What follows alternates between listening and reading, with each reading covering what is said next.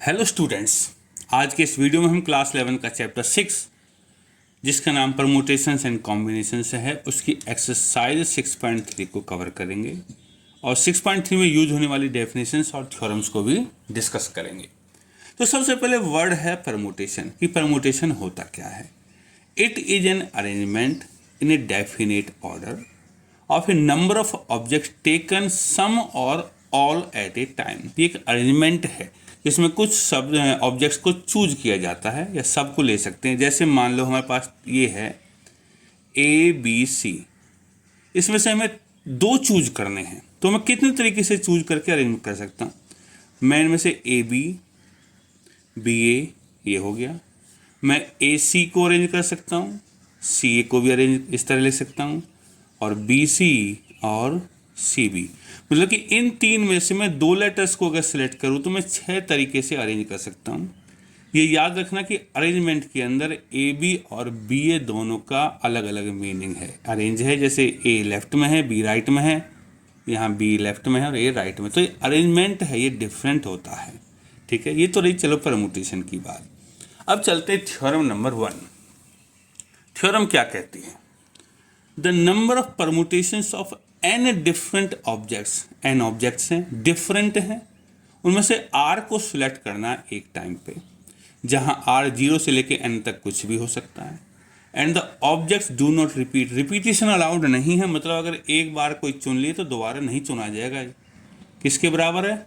N, n minus one, n minus two, n minus r plus one. N is denoted by, और इससे हम denote करते हैं, ये एक लंबा एक्सप्रेशन है, इसके बजाय हम इसका यूज करते हैं। तो प्रूफ कैसे होगा? टोटल ऑब्जेक्ट्स हमारे पास हैं एन, सिलेक्ट कितने करने हैं? आर। सो टोटल वेज, तो कितने तरीके से सिलेक्ट कर सकते हैं? पहला ऑब्जेक्ट में एन तरीके से सिलेक्ट कर सकता हूं। देखो ये पहला हो गया। ऐसे मेरे पास कितने पोजीशंस होंगे? ये होंगे r vacant positions, r vacant है। दूसरे को मैं कितने तरीके से लिखता हूँ? एक बार एन ले लिया तो एक कम हो गया तो यहाँ आएगा एन माइनस वन, फिर कितना आएगा? ए दो चले गए एन माइनस टू, और इस तरह करते करते एन माइनस आर प्लस में वन। ये तो हो गया हमारा टोटल अरेंजमेंट। अब इसको सही करके लिखना है तो कैसे करेंगे? ये है एन, फिर है एन माइनस वन, फिर है एन माइनस टू, और ये है n माइनस आर प्लस में 1। अब इससे पहले वाले वीडियो में हमने फैक्टोरियल को डिस्कस किया था कि फैक्टोरियल क्या चीज़ है। तो इसमें हम क्या करते हैं, n माइनस आर प्लस 1 है तो n माइनस आर एक और कम कर दो, n माइनस आर माइनस 1 एक और कम कर दो, और धीरे धीरे ऐसे कम करते हुए हम 1 तक पहुंच जाएंगे। तो इसको न्यूमरेटर में मल्टीप्लाई किया है और इसको हम डिनोमिनेटर में भी मल्टीप्लाई कर देते हैं। तो n minus r, n minus r minus one करते करते 3 इंटू 2 इंटू 1। अब देखा जाए तो न्यूमरेटर में क्या है? न्यूमरेटर में 1 से लेके n तक नंबर्स को मल्टीप्लाई किया हुआ है, मतलब कि ये n फैक्टोरियल है। और डिनोमिनेटर में है 1 से लेके n माइनस आर तक, तो ये है n माइनस आर फैक्टोरियल। तो ये हमारा प्रूव हो गया और इसको डिनोट करते हैं हम n p r से। एक तरह से हमारा प्रूफ तो कंप्लीट हो गया है। नाउ केसेस, इसमें दो केस हैं। केस नंबर 1, इफ n बराबर r, कि n और r बराबर हो जाएं, तो इसका मतलब जितने ऑब्जेक्ट्स हैं उन सबको चूज करना है। तो यहाँ से क्या मिलेगा? n p r, n p n हो जाएगा। तो फॉर्मूले से n p n क्या मिलेगा? n फैक्टोरियल अपॉन में n माइनस आर, और r और n बराबर है तो मतलब कि 0 फैक्टोरियल। तो ये तो हो गया हमारा n p n, मतलब कि n ऑब्जेक्ट्स में से n को ही चूज करना है। अगर देखा जाए तो मान लो n ऑब्जेक्ट्स में से n को चूज करना है तो पहला ऑब्जेक्ट n तरीके से, दूसरा n माइनस वन से, तीसरा n माइनस टू से, इस तरह करते करते 3 2 1, तो ये तो है n फैक्टोरियल। तो n ऑब्जेक्ट्स को n में से अगर n को ही चूज करना है तो n फैक्टोरियल के बराबर होता है, तो ये एक्सप्रेशन n फैक्टोरियल के बराबर ही होना चाहिए। तो इसका मतलब क्या हुआ तो ये दोनों बराबर हैं तो 0 फैक्टोरियल 1 के बराबर होनी चाहिए। तो यहाँ से निष्कर्ष निकल के आता है कि 0 फैक्टोरियल इक्वल टू 1। ये मैंने बताया था कि 0 फैक्टोरियल 1 क्यों है, आगे हम इसका प्रूफ करेंगे। ठीक है, तो अब है केस नंबर 2। केस नंबर 2, अगर r को हम 0 ले लेते हैं, जब r को हम 0 लेंगे तो इसका मतलब है हमें कोई भी ऑब्जेक्ट सेलेक्ट नहीं करना, मतलब कि सारे ऑब्जेक्ट को छोड़ देना है। और सारे ऑब्जेक्ट को छोड़ना है क्या, सिर्फ एक ही तरीका है। तो r फैक्टोरियल r बराबर 0 है, तो np0 1 होना चाहिए। और अगर फॉर्मूले से करें तो np0 हो जाएगा, हमारा फॉर्मूला है n factorial upon n minus r factorial. So n factorial upon n minus r, और r की वैल्यू 0 है तो n फैक्टोरियल, ये भी 1 है, क्योंकि सब ऑब्जेक्ट को अगर छोड़ना है तो सिर्फ ये एक ही तरीके से किया जा सकता है। तो ये तो रहे हमारे दोनों केसेज और theorem number 1। Now theorem number 2, इसमें लिखा है the number of permutations of n different object taken r at a time, r को सिलेक्ट करना है। व्हेन रिपीटिशन इज अलाउड, जो रिपीट किया जा सकता है, equal to n power r। हालांकि इसके प्रूफ की जरूरत नहीं है, लेकिन फिर भी मैं बता देता हूँ। देखिए ये हमारे पास वैकेंट प्लेसेज हैं, हमें r सिलेक्ट करना है तो r वैकेंट प्लेसेज। और जब रिपीटिशन अलाउड है तो पहले ऑब्जेक्ट को मैं n तरीके से चूज कर सकता हूँ।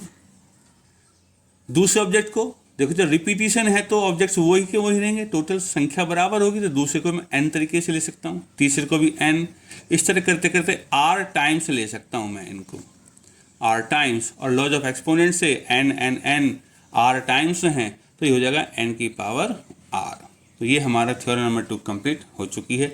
इसका एग्जांपल, मान लो हमारे पास 5 ऑब्जेक्ट्स में से 3 को सिलेक्ट करना है, तो पहले ऑब्जेक्ट को मैं 5 तरीके से सिलेक्ट कर सकता हूँ, दूसरे को भी मैं 5 तरीके से, क्योंकि रिपीटिशन अलाउड, और तीसरे को भी मैं 5 तरीके से सिलेक्ट कर सकता हूँ। तो टोटल वेज कितने हो जाएंगे, 5 × 5 × 5, 5 की पावर 3, और 5 की पावर 3 चाहो तो आप इसको कैलकुलेट कर सकते हो, 125 होती है। ठीक है, अब है थ्योरम नंबर 3। ये क्या कहती है, इसमें लिखा है the number of permutations of n objects where p objects are of some kind same kind, q objects are of same kind. देखो ये एक इस तरीके से है, मान लो एप्पल है एक वर्ड, इसमें ये 2 बार आया हुआ है, तो p objects are of same kind, तो ये p के बराबर मान लो। और एक वर्ड है नमन, इसमें a 2 बार है, n 2 बार है, और m 1 बार है। इसमें a 1 बार है, p 2 बार है, l 1 बार है, और e 1 बार। अगर इन दोनों का हम करें अरेंजमेंट, ठीक है, तो देखो इसमें के 5 लेटर हैं, 1 2 3 4 5। तो अगर इसका अरेंजमेंट हम करें तो 5 फैक्टोरियल अपॉन p फैक्टोरियल, जैसे p 2 बार आया हुआ है तो 2 फैक्टोरियल हो जाएगा।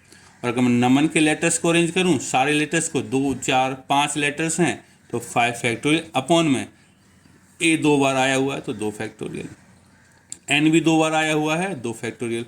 अगर और भी कोई लेटर रिपीटिशन में चलते हैं 3 बार 4 बार, तो हम उतने ही फैक्टोरियल से डिवाइड कर देते हैं। इसका मतलब यही है। तो ये तो रही हमारी थ्योरम्स की बात। अब चलते हैं क्वेश्चंस की तरफ। नाउ एक्सरसाइज 6.3, इसमें लिखा है how many 3 digit numbers can be formed, कि 3 डिजिट के कितने नंबर बना सकते हैं यूजिंग द डिजिट्स 1 to 9 को यूज करके, if no digit is repeated, अगर किसी का रिपीटिशन ना हो। So total number of 3 digit numbers equal to, देखो 3 डिजिट के 3 प्लेस पे काम करेंगे, रिपीटिशन अलाउड नहीं है, तो इसको कितने तरीके से भर सकते हैं हम, इसको 9 तरीके से भर सकते हैं। एक नंबर जब इसमें चला गया तो इसके लिए 8 बचेंगे, तो यहाँ 8 आएगा। 2 नंबर फिट कर दिए तो इस प्लेस के लिए 7 नंबर्स में से कोई सा भी चूज कर सकते हैं। तो 9 × 8 × 7, तो ये हो गया हमारा 504। तो ये तो था हमारा बहुत ही सही तरीका। अगर फॉर्मूले से करें तो कितना हो जाएगा, 9 में से हमें 3 चूज करने हैं, तो हो जाएगा 9p3 मीन्स 9 फैक्टोरियल अपॉन में 9 - 3 6 फैक्टोरियल। तो 9 into 8 into 7 into 6 factorial upon में 6 फैक्टोरियल, इससे ये कट जाएगा, आंसर 504 ही आएगा।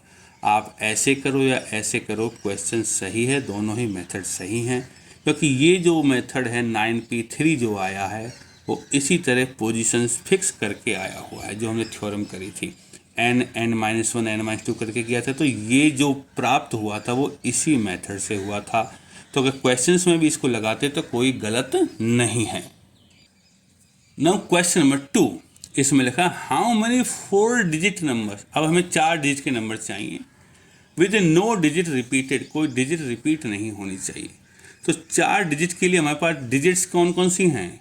हमारे पास डिजिट्स हैं 0 1 2 3 4 5 6 7 8 9।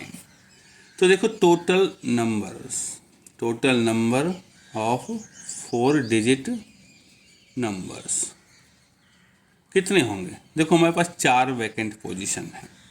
तो ये जो है पोजीशन, यहाँ 0 नहीं आ सकती, क्योंकि 0 अगर आ गई तो ये 3 डिजिट का नंबर बन जाएगा। तो इन 9 में से यहाँ कोई भी आ सकता है। तो इस प्लेस को फिल करने के लिए 9 ऑप्शन हैं हमारे पास। जब हमने 1 कर दिया तो इनमें से कोई एक चला गया, तो हमारे पास 10 में से 9 बच गई। यहाँ 9 में से कोई भी आ सकता है।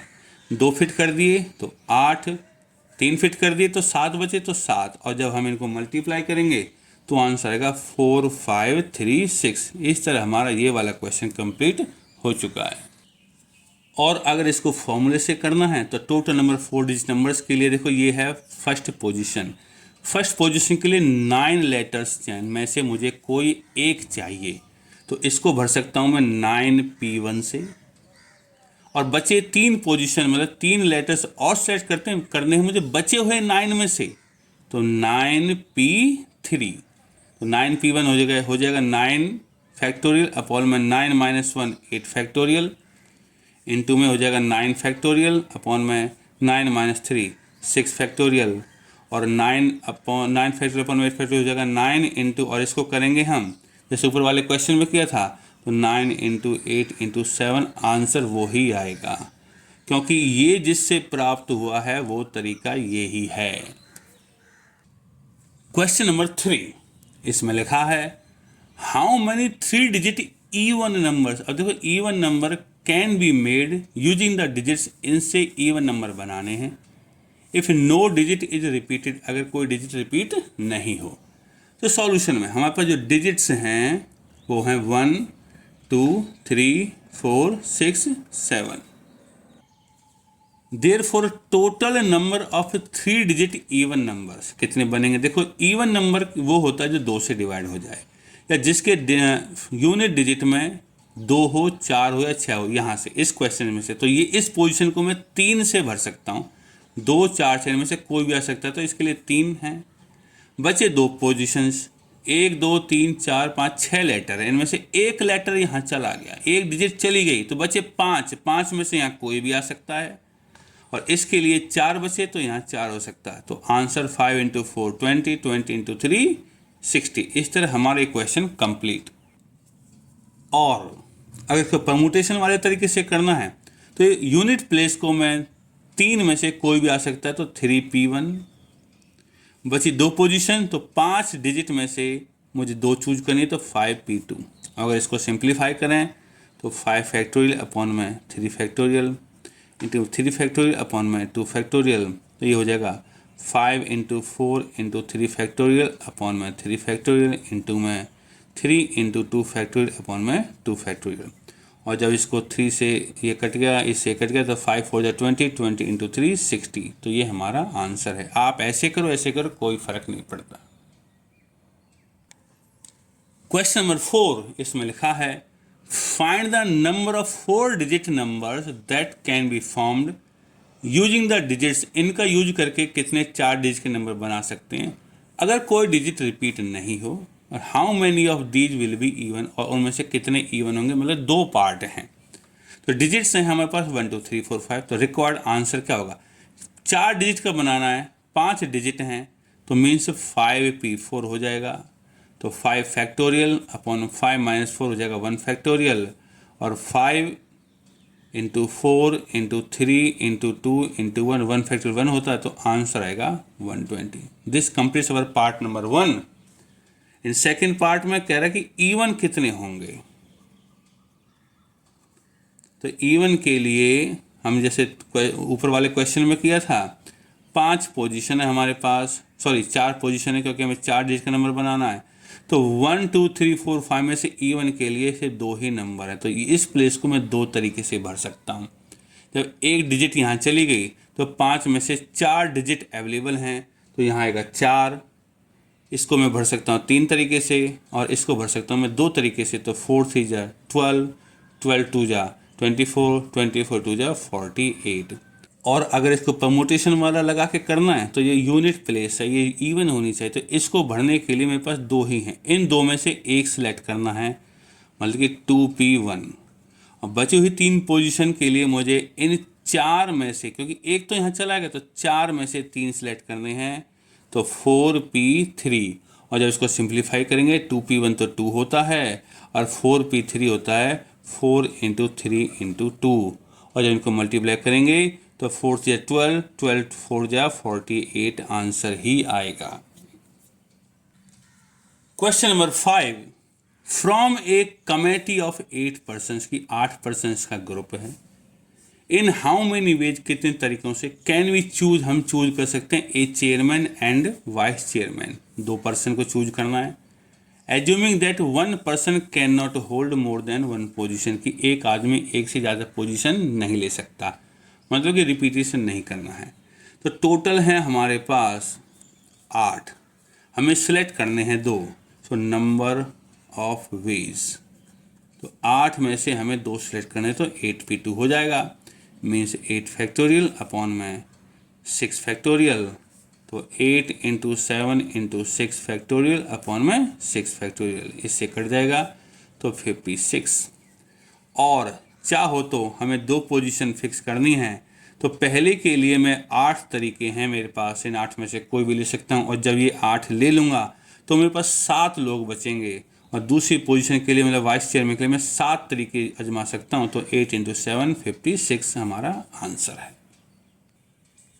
Question number 6, find n if n-1 p3 is to n p4 is 1/9। तो रेशियो दे रखा है, तो सॉल्यूशन, तो हम क्या करेंगे, n-1 p3 अपॉन में n p4 इक्वल टू 1/9 है। अब इसको आगे बढ़ाते हैं, n-1 का मतलब, इसका मतलब है n-1 फैक्टोरियल अपॉन, इसमें से ये घटाऊंगा तो हो जाएगा n-4 फैक्टोरियल हो जाएगा, अपॉन में n फैक्टोरियल अपॉन में n-4 फैक्टोरियल इक्वल टू 1/9। इससे ये कट जाएगा, तो क्या बचेगा हमारे पास, ऊपर बचेगा n-1 फैक्टोरियल अपॉन में n फैक्टोरियल इक्वल टू 1/9। यहाँ से ये n-1 छोटा है, तो इसको इतना ही रहने देते हैं। n फैक्टोरियल को लिख सकता हूँ n into n-1 factorial equal to 1/9। इससे ये कट गया, तो क्या मिलेगा, ऊपर 1 है, नीचे n है, equal to 1/9, which implies n बराबर 9। This completes our question number 6। Question number 7, find r if this part number 1 and this part number 2, 2 part हैं। तो पार्ट नंबर 1 में है 5pr equal to 2 into 6pr-1। तो 5pr का मतलब है 5 factorial upon 5 minus r factorial equal to 2 times, इसका मतलब है 6 फैक्टोरियल अपॉन में 6 में से जब इसको माइनस करूँगा तो r तो माइनस का होगा, और ये माइनस का r प्लस का हो जाएगा, मतलब कि 7 माइनस r फैक्टोरियल हो जाएगा। अब बस हमें इसको सिंप्लीफाई करना है। देखो 5 फैक्टोरियल 6 फैक्टोरियल में 5 छोटा है, तो इसको इतना ही रहने देते हैं, इक्वल टू 2 इंटू, देखो 6 फैक्टोरियल को ले सकता हूँ 6 इंटू 5 फैक्टोरियल, दोनों के न्यूमरेटर तो सही कर दिए। 7 माइनस r बड़ा है, 5 माइनस r छोटा है, तो 5 माइनस आर को तो यहीं रहने दो, 7 माइनस आर को लिख सकता हूँ 7 माइनस आर, फिर एक कम कर दो 6 माइनस आर, एक कम कर दो 5 माइनस आर फैक्टोरियल, यहाँ तक पहुँच गई।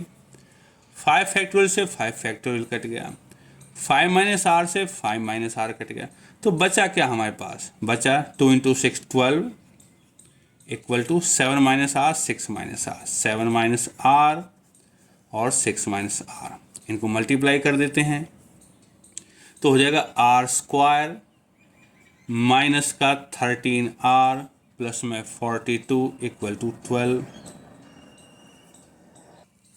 और क्या बन जाएगी आर स्क्वायर माइनस 13 आर, 12 को इधर ले आऊँ तो प्लस का 30 बराबर 0।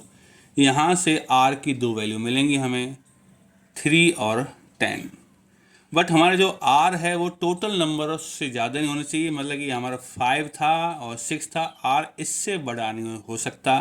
0 less than equal to r less than equal to n, therefore r not equal to 10, hence r बराबर 3, क्योंकि हमारी जो n की वैल्यू है वो 5 है और 6 है। इस केस में 5 इसमें से तो r इनसे बड़ा हो ही नहीं सकता, तो 5 है तो r की वैल्यू को 3 होना पड़ेगा। सेकेंड पार्ट, इसमें लिखा 5pr equal to 6pr minus 1, तो उसी तरह करेंगे 5 factorial upon 5 minus r factorial, इसको लिखूंगा मैं 6 फैक्टोरियल अपॉन में 7 माइनस आर फैक्टोरियल, फिर मैं इसको चेंज करूँगा 5 फैक्टोरियल अपॉन में 5 minus r factorial equal to 6 factorial को लिख सकता हूँ 6 इंटू 5 फैक्टोरियल अपॉन में इसको लिख सकता हूँ 7 माइनस आर, 6 माइनस आर और 5 माइनस आर फैक्टोरियल, इससे ये कट गया, इससे ये कट गया, और इन दोनों की मल्टीप्लाई करेंगे तो यहाँ ऊपर चले जाएंगे तो क्या बचेगा r square minus 13 r plus में 42 इक्वल टू, यहाँ ये 6 है, 6 को इधर माइनस कर देंगे, r square minus 13 r plus में 36 बराबर 0। अब इस क्वाड्रेटिक को सॉल्व किया जा सकता है, विच इम्प्लाइज आर बराबर 4 and 9, यही दो वैल्यू आएंगी, but 0 less than equal to r less than equal to n, और n हमारे पास यहाँ 5 है, यहाँ 6 है, तो छोटा वाला 5 है, तो r इस 5 से भी ज़्यादा नहीं होना चाहिए, देयरफॉर r बराबर 4, and this completes our part number 2।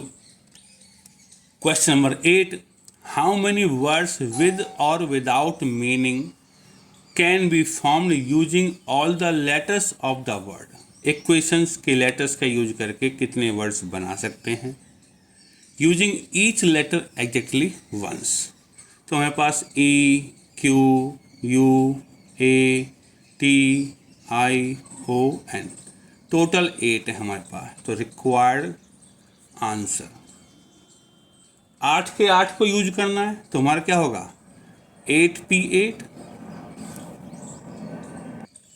तो ये बराबर हो जाएगा हमारा 8 फैक्टोरियल अपॉन में 0 फैक्टोरियल, और 0 फैक्टोरियल 1 होता है तो 8 फैक्टोरियल हो जाएगा, और इसकी वैल्यू हो जाएगी 40320। This completes our question 8। Question number 9, how many words with और without meaning can be made from the letters of the word Monday, Monday से कितने बना सकते हैं विद और विदाउट मीनिंग। अगर कोई लेटर रिपीट नहीं हो, अगर 4 लेटर्स को एक बार में यूज करें, तो पार्ट नंबर 1 4 लेटर्स को यूज करना है, तो रिक्वायर्ड आंसर, तो 1 2 3 4, तो देखो मंडे में 1 2 3 4 5 6 लेटर्स हैं, तो इसको 6 वेज में फिल कर सकते हैं। जब एक फिल कर दिया, रिपीटिशन है नहीं, तो इसको 5 में, इसको 4 में, इसको 3 में, तो 6 5 या 30, 30 इंटू 4 हो गया 120, 120 इंटू 3 होगा 360। परमुटेशन लिख के करना था तो आप उस तरह कर सकते हैं। Second part, all letters are used at a time, सारे लेटर को यूज करना है, तो हमारा रिक्वायर्ड आंसर क्या होगा। सारे लेटर इसमें 6 हैं, 2 3 4 5 6, तो इसको 6 तरीके से, इसको 5 से, इसको 4 से, इसको 3 से, इसको 2 से, इसको 1 से। तो जब इनको मल्टीप्लाई करेंगे तो 6 फैक्टोरियल हो जाएगा 1 से लेकर 6 तक 720। पार्ट नंबर 3 सी में लिखा है ऑल लेटर्स आर यूज, सब यूज होंगे but first letter is vowel, पहला वॉवल होना चाहिए। तो रिक्वायर्ड आंसर पहला वॉवल होना चाहिए। तो 6 हैं, 1 2 3 4 5 6। देखो वॉवल हमारे पास ओ और ए दो ही वॉवल हैं, तो पहली पोजीशन को मैं दो तरीके से ही फिल कर सकता हूं। एक जब फिल कर दी तो मेरे पास 6 में से 5 बचे, तो इसको 5 तरीके से, इसको 4 तरीके से, इसको 3 तरीके से, इसको 2 तरीके से, इसको 1 तरीके से, और जब हम इनको मल्टीप्लाई कर देंगे तो हमारा आंसर आएगा 240। इसी के साथ हमारा क्वेश्चन नंबर 9 कंप्लीट हो चुका है। Question number 10, in how many of the distinct permutations of the letters in Mississippi do the 4 eyes not come together. भाई जितने भी अरेंजमेंट है उनमें कितनों में आइज इकट्ठी नहीं है। अब देखो मिसिसिपी में बहुत सारे वर्ड्स रिपीटेशन में है। M1 आई जो है वो 4 बार है, 1 2 3 4। इसके बाद S है 1 2 3 4, 1 2 3 4, S 4 बार है। P 2 बार है, 1 2। तो टोटल हो गए हमारे मिसिसिपी के अंदर 2 4 6 4 10 11 है। ठीक है, तो पहले हम निकालेंगे टोटल परमुटेशंस सारे लेटर्स का। तो कितना होगा इसमें? देखो रिपीटिशन में तो 11 फैक्टोरियल तो हो गया, अपॉन में रिपीटिशन में 4 4 2, तो जो रिपीटिशन में है उसके फैक्टोरियल से हम डिवाइड कर देते हैं। तो अगर इसको हम सिंप्लीफाई करेंगे 11 फैक्टोरियल अपॉन में से डिवाइड करेंगे तो लिख देते हैं। तो 11 गुना में 10 गुना में 9 गुना में 8 गुना में 7 गुना में 6 गुना में 5 गुना में 4 फैक्टोरियल। 4 फैक्टोरियल इसलिए छोड़ा क्योंकि नीचे है हमारे पास 4 फैक्टोरियल इसके लिए, और इस 4 को लिख दूंगा 4 गुना 3 गुना 2, और इसको लिख दूंगा 2, और 4 फैक्टोरियल से तो ये कट जाएगा। और ये सब जो भी है जब हम इससे डिवाइड करेंगे तो ये आएगा 34650। ये सब आप लोगों को ही करना है। अब देखिए ये तो टोटल परमुटेशंस थे। नाउ अब अगर आई को इकट्ठा कर दूं मैं, टोटल आई को एक मान लो सिंगल, तो 2 4 6 और ये 1 हो गया 7 और एक ये हो गया 8 आईज टुगेदर। आईज अगर टुगेदर हो जाती हैं तो टोटल हो जाते हैं मेरे पास 8। ठीक है, अब हम क्या करेंगे नाउ तो परमुटेशंस।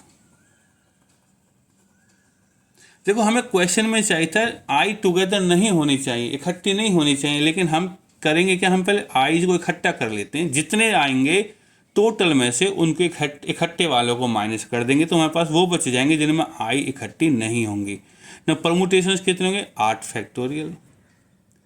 अब आई इकट्ठी हैं, ठीक है, तो अब हमारे पास रिपीटिशन में कहते आई तो 4 थी, इसका तो काम में लेना नहीं, तो इकट्ठी होगी। तो S है और P है, तो मतलब कि ये 4 फैक्टोरियल और 2 फैक्टोरियल से ही डिवाइड होगा।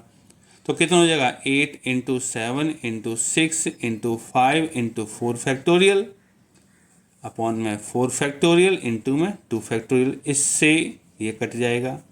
ये जो आंसर आएगा हमारा ये आएगा 840 ना। अब तो ये जो है हमारे इनमें आई इकट्ठी हैं, ये है हमारे टोटल, तो टोटल में से ये घटा देते हैं तो वो परमुटेशंस मिलेंगे जिनमें आईज इकट्ठी नहीं है। Now required number of permutations equal to कितने होंगे 34650 माइनस 840, और जब इसको माइनस करेंगे तो 33810 हमारा आंसर है। Now last question of the exercise, इसमें लिखा है in how many ways can the letters of the word permutations be arranged, कि इसको कितने तरीके से अरेंज कर सकते हैं। इफ, यदि word starts with P and and with S. ये है पार्ट नंबर 1। तो पहले पार्ट नंबर 1 को ही सॉल्व करते हैं। तो देखिए, P E R M U T A T I O N S. T 2 बार आ रहा है और टोटल है हमारे पास 12। Now part number 1, required ways. देखो टोटल हमारे पास 12, 1 2 3 4 5 6 7 8 9 10 11 12। तो अगर मैं यहाँ लिख दूँ 1 2 3 4 5 6 7 8 9 10 11 12, तो इसमें कंडीशन है कि वर्ड स्टार्ट्स विद पी, यहाँ पी आएगा तो ये तो एक ही तरीके से होगा, और एंड विद एस ये भी एक ही तरीके से होगा। बाकी बची 10 पोजीशन हमारे पास, तो 10 पोजीशन को मैं 10 फैक्टोरियल तरीके से फिल कर सकता हूँ, लेकिन इसमें टी रिपीटिशन में चल रहा है, 2 हैं टी, तो अपॉन में 2 फैक्टोरियल हो जाएगा। और 10 फैक्टोरियल को अगर मैं 2 फैक्टोरियल से डिवाइड करूँ तो आंसर आएगा 1814400। Part number B, vowels are all together, कि वॉवल्स इकट्ठे हो जाएं। तो देखो परमुटेशंस में वॉवल कौन से हैं, ई है, डबल अंडरलाइन वाला कर लेते हैं, यू है, ए है, आई है, ओ है। 5 वॉवल हैं हमारे पास, 1 2 3 4 5, तो हम ले लेते हैं वॉवल्स इक्वल टू 5। तो देखो वॉवल्स को इकट्ठा कर देते हैं, एक मान के चलते हैं, इक्विवेलेंट टू 1 कर देते हैं, तो टोटल कितने हो जाएंगे हमारे पास। तो वॉवल्स 5 है तो वैसे तो 7 थे, और वॉवल्स को एक मान लेते तो हो जाते हैं 8। इन दिस केस 8 है, जिसमें 7 कॉन्सोनेंट हैं और वॉवल्स हैं 5, इनको एक माना गया है क्योंकि इकट्ठे करने हैं हमें। तो रिक्वायर्ड वेज कितने होंगे, देखो 8 को तो मैं 8 तरीके से अरेंज कर सकता हूँ, 8 फैक्टोरियल तरीके से अरेंज कर सकता हूँ। अपॉन में टी 2 बार आ रहा है तो 2 फैक्टोरियल से डिवाइड हो जाएगा। अब इसमें वॉवल भी हैं, पांचों इकट्ठे हैं, लेकिन 5 वॉवल को कोई सा भी वॉवल आगे पीछे हो सकता है, तो मैं 5 वॉवल्स को 5 फैक्टोरियल तरीके से अरेंज कर सकता हूँ। और जब इसको मल्टीप्लाई करके डिवाइड करेंगे तो 8 फैक्टोरियल होता है, 8 into 7 into 6 into 5 into 4 into 3 into 2, और 5 फैक्टोरियल होता है 5 into 4 into 3 into 2 into 1 upon में 2। ये जो आंसर आएगा ये आएगा 2419200। ये मल्टीप्लाई तो करनी ही है। पार्ट नंबर 3 में लिखा है there are always 4 letters between P and S. P और एस के बीच में हमेशा 4 होंगे, तो इसको भी करते हैं। पार्ट नंबर सी, देखो ये 12 पोजीशंस मार्क कर रखी हैं। पार्ट नंबर सी की कंडीशन है पी और एस के बीच में 4 लेटर होने चाहिए। तो अगर पी और एस यहाँ है तो 1 2 3 4 होंगे, एस यहाँ यहाँ यहाँ यहाँ यहाँ यहाँ तक जा सकते। तो एस कितनी जगह जाएगा, एस 1 2 3 4 5 6 7, जैसे जैसे एस आगे बढ़ेगा पी पीछे से चलता हुआ आएगा। तो पी पहले एस बाद में, या एस पहले पी बाद में। So ways in which P and S can be arranged।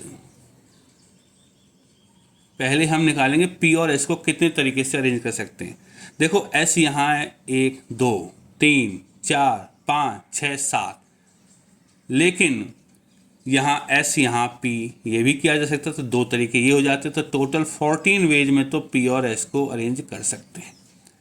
Now letters कितने बचे, अब बचे हमारे पास 10 लेटर, क्योंकि हमारे पास तो 12 थे तो 2 तो अरेंज कर दिए पी और एस। तो टोटल अरेंजमेंट्स